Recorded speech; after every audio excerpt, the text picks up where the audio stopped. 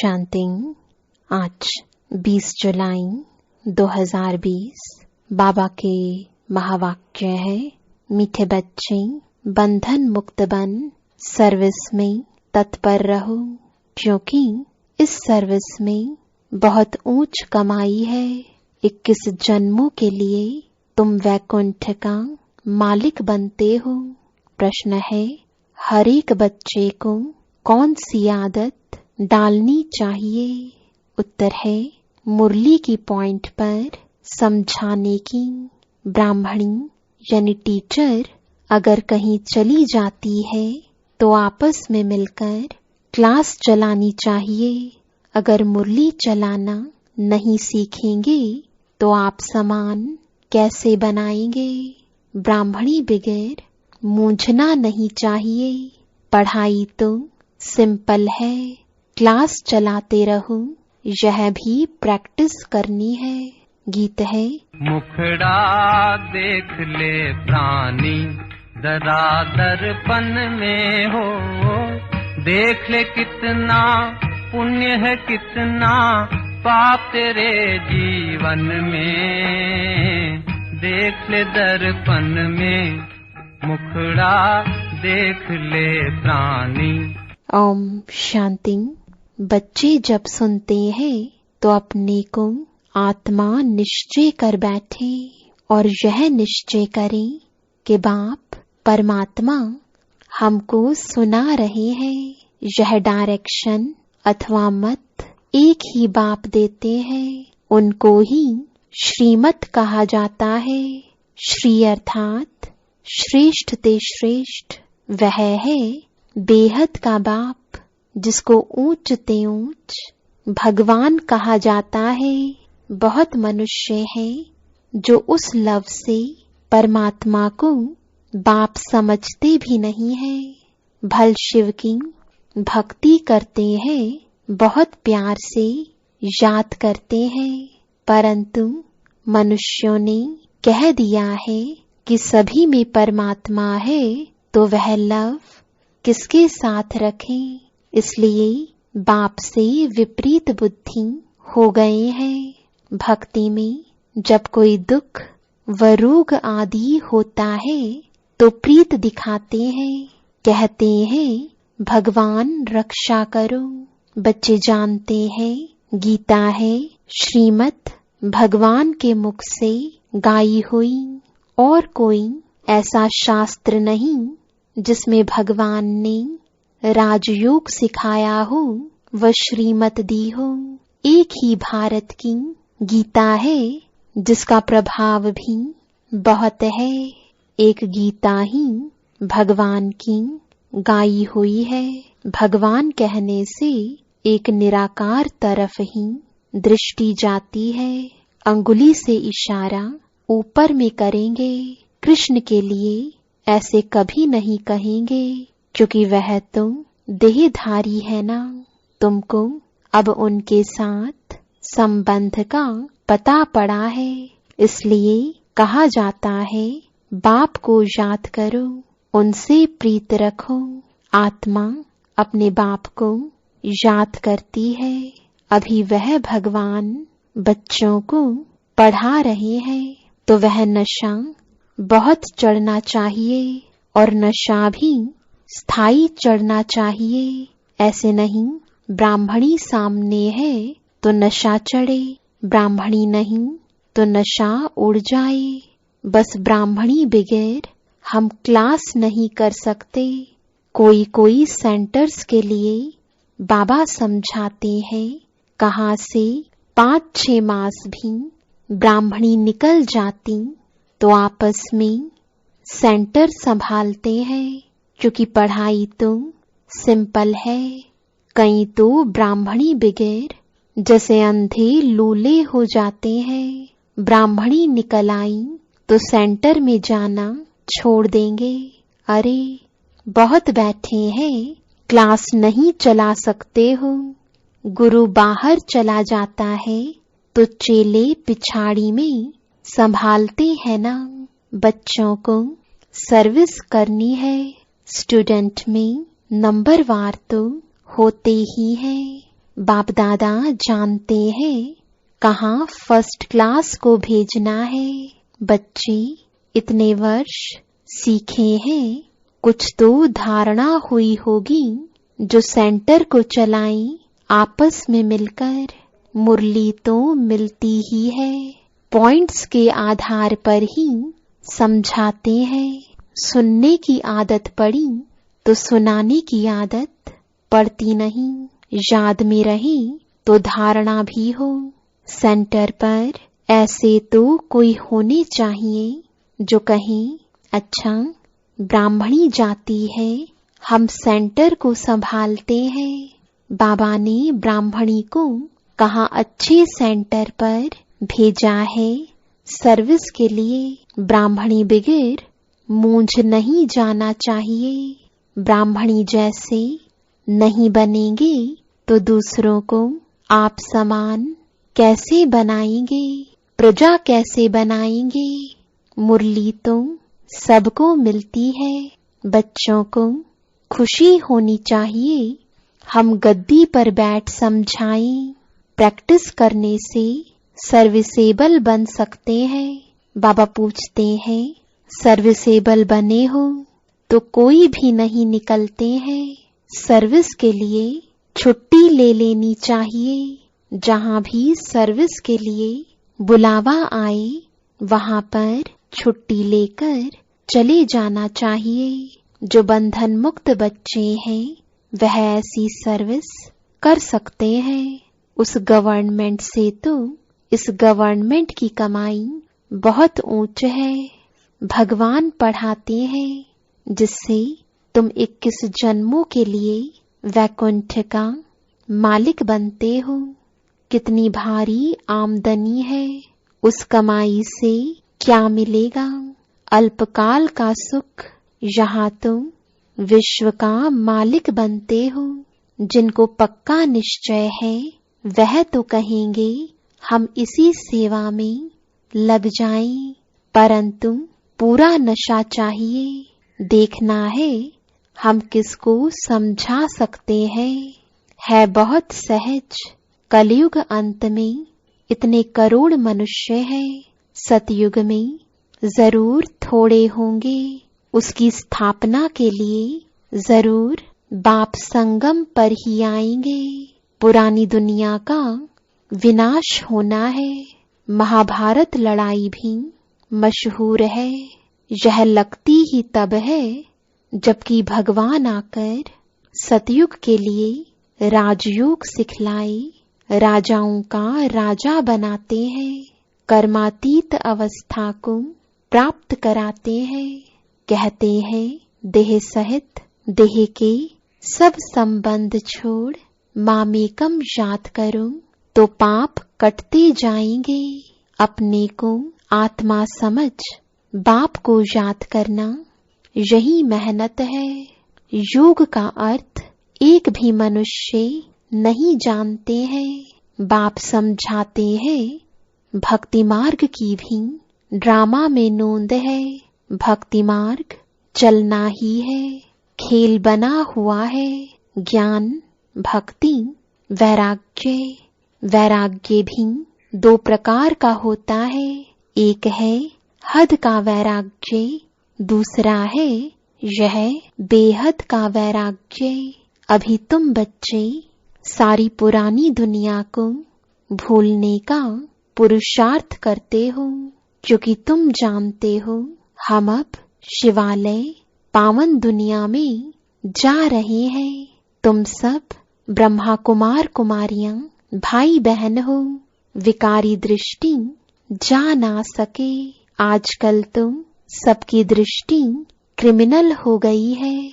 तमो प्रधान है ना, इसका नाम ही है नर्क। परंतु अपने को नर्कवासी समझते थोड़े ही हैं। स्वयं का पता ही नहीं तो कह देते स्वर्ग नर्क यहाँ ही है। जिसके मन में जो आया वह कह दिया। यह कोई स्वर्ग नहीं है। स्वर्ग में तो किंगडम थी, रिलीजियस, राइटियस थे। कितना बल था। अभी फिर तुम पुरुषार्थ कर रहे हो, विश्व का मालिक बन जाएंगे। यहाँ तुम आते ही हो विश्व का मालिक बनने। हेवनली गॉड फादर, जिसको शिव परमात्मा कहा जाता है, वह तुमको पढ़ाते हैं। बच्चों में कितना नशा रहना चाहिए, बिल्कुल इजी नॉलेज है। तुम बच्चों में जो भी पुरानी आदतें हैं वह छोड़ देनी है। ईर्ष्या की आदत भी बहुत नुकसान करती है। तुम्हारा सारा मदार मुरली पर है। तुम कोई को भी मुरली पर समझा सकते हो, परंतु अंदर में ईर्ष्या रहती है। यह कोई ब्राह्मणी थोड़े ही है, यह क्या जाने, बस दूसरे दिन आएंगे ही नहीं। ऐसी आदतें पुरानी पड़ी हुई हैं, जिस कारण डिससर्विस भी होती है। नॉलेज तो बड़ी सहज है। कुमारियों को तो कोई धंधा आदि भी नहीं है। उनसे पूछा जाता है वह पढ़ाई अच्छी या यह पढ़ाई अच्छी, तो कहते हैं यह बहुत अच्छी है बाबा, अभी हम वह पढ़ाई नहीं पढ़ेंगी, दिल नहीं लगती। लौकिक बाप ज्ञान में नहीं होगा तो मार खाएंगी। फिर कोई बच्चियां कमजोर भी होती हैं, समझाना चाहिए ना। इस पढ़ाई से हम महारानी बनेंगी, उस पढ़ाई से क्या पाई पैसे की नौकरी करेंगी। यह पढ़ाई तो भविष्य 21 जन्म के लिए स्वर्ग का मालिक बनाती है। प्रजा भी स्वर्गवासी तो बनती है ना। अभी सब है नरकवासी। अब बाप कहते हैं तुम सर्वगुण संपन्न थे, अब तुम ही कितने तमु प्रधान बन पड़े हो, सीढ़ी उतरते आए हो। भारत जिसे सोने की चिड़िया कहते थे, अभी तो ठिक्कर की भी नहीं है। भारत 100% सॉल्वेंट था, अब 100% इनसॉल्वेंट है। तुम जानते हो हम विश्व के मालिक पारसनाथ थे, फिर 84 जन्म लेते लेते अब पत्थरनाथ बन पड़े हैं। है तो मनुष्य ही, परंतु पारसनाथ और पत्थरनाथ कहा जाता है। गीत भी सुना, अपने अंदर को देखो हम कहाँ तक लायक हैं।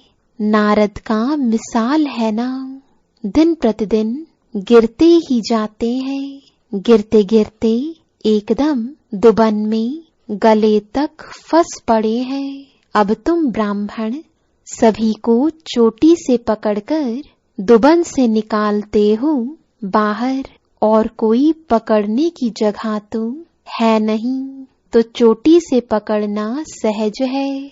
दुबन से निकालने के लिए चोटी से पकड़ना होता है। दुबन में ऐसे फंसे हुए हैं जो बात मत पूछो। भक्ति का राज्य है ना।